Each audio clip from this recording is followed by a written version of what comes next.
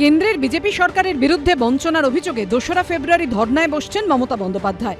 আর ঠিক তখনই ১০০ দিনের কাজের বকেয়া দেওয়ার দাবিতে রাজভবনের সামনে যখন ধর্নায় বসেছিলেন, তখন সেই ধর্না তোলা প্রসঙ্গে ইঙ্গিতপূর্ণ মন্তব্য শোনা গেল অভিষেক বন্দ্যোপাধ্যায়ের গলায়। আমি ধর্না প্রত্যাহার করতে চাই না, কিন্তু মমতা বন্দ্যোপাধ্যায় আমার দলনেত্রী, তার যা নির্দেশ, তার যা আদেশ আমার কাছে শিরোধার্য। অভিষেক বন্দ্যোপাধ্যায়ের এই মন্তব্যের পরই রাজনৈতিক মহলে প্রশ্ন উঠেছে, এই কথা বলে কি আদতে নিজের অভিমানী পরোক্ষে প্রকাশ্যে আনলেন অভিষেক বন্দ্যোপাধ্যায়? ১০০ দিনের কাজসহ বিভিন্ন প্রকল্পে বঞ্চনার অভিযোগে মোদী সরকারের বিরুদ্ধে দিল্লি অব্দি আন্দোলন পৌঁছে দিয়েছিলেন অভিষেক বন্দ্যোপাধ্যায়। রাজঘাটে ধর্না, কেন্দ্রীয় গ্রামোন্নয়ন প্রতিমন্ত্রীর ঘরের বাইরে অবস্থান, সেখান থেকে তুলে দেওয়ার পর কলকাতায় ফিরে সোজা রাজভবনের সামনে অবস্থান বিক্ষোভে বসেন অভিষেক। ৫ দিন পর দলনেত্রীর পরামর্শে সেই ধর্না তোলেন তিনি। তিনি ভেবেছিলেন হয়তো সৌজন্যতা দেখালে তারাও সৌজন্যতা দেখাবে, মানুষের টাকা ছাড়বে, কিন্তু বিজেপি সৌজন্যতা দেখানোর পাত্র নয়। তারপরেও যদি মমতা বন্দ্যোপাধ্যায় সিদ্ধান্ত নেয় যে আমি ২ তারিখ আন্দোলন করব, সঠিক সিদ্ধান্ত নিয়েছে। এখন প্রশ্ন হচ্ছে, অভিষেক বন্দ্যোপাধ্যায় কি সত্যিই অভিমানী, নিজেকে গুটিয়ে নিচ্ছেন? নানা মহলে প্রশ্নটা উঠছে, কারণ মমতা বন্দ্যোপাধ্যায় যখন ২ তারিখ ধর্নায় বসছেন, তখন সূত্রের খবর চিকিৎসার জন্য ৩রা ফেব্রুয়ারি অভিষেক বন্দ্যোপাধ্যায়ের বিদেশ যাত্রার প্রস্তুতি কার্যত সম্পূর্ণ হয়ে গিয়েছিল।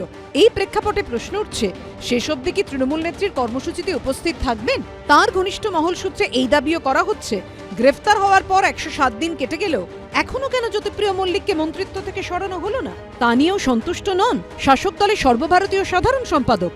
পর্যাপ্ত মূল্যায়ন ছাড়াই দলের একাধিক গুরুত্বপূর্ণ পদে নিয়োগ নিয়েই অসন্তুষ্ট তিনি। তাই কি বারবার নিজেকে লোকসভা ভোটে মূলত ডায়মন্ড হারবারের মধ্যেই আটকে রাখার ইঙ্গিত দিচ্ছেন তিনি?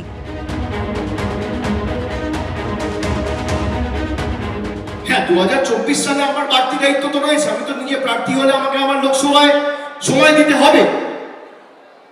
আমি যদি ভেবে নিই না আমি অনেক বড় নেতা, আমি লোকসভা দেখবো না, আরে যে পঞ্চায়েতের নেতা তাকে তো তার পঞ্চায়েত দেখতে হবে, তারপর তো আপনি ব্লকের নেতা।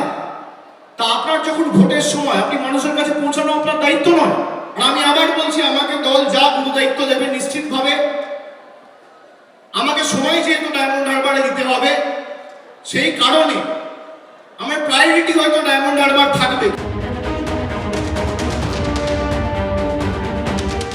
দল আমাকে যেখানে দায়িত্ব দেবে আমি যাব, নিশ্চিতভাবে দলের পাশে থাকবো, কেন থাকবো? মমতা বন্দ্যোপাধ্যায় দলের সভানেত্রী, তিনি যেভাবে আমাকে কাজে লাগাতে চাইবেন আমি সবসময় আছি। এটা তো কংগ্রেসের মতো হাইকমান্ড কালচার নেই যে আমি সিদ্ধান্ত নেবো। ওয়ার্কিং কমিটিকে নিতে হবে, নইলে দলের লিডারশিপকে নিতে হবে, স্টেট প্রেসিডেন্ট নেবে, মমতা বন্দ্যোপাধ্যায় নেবে।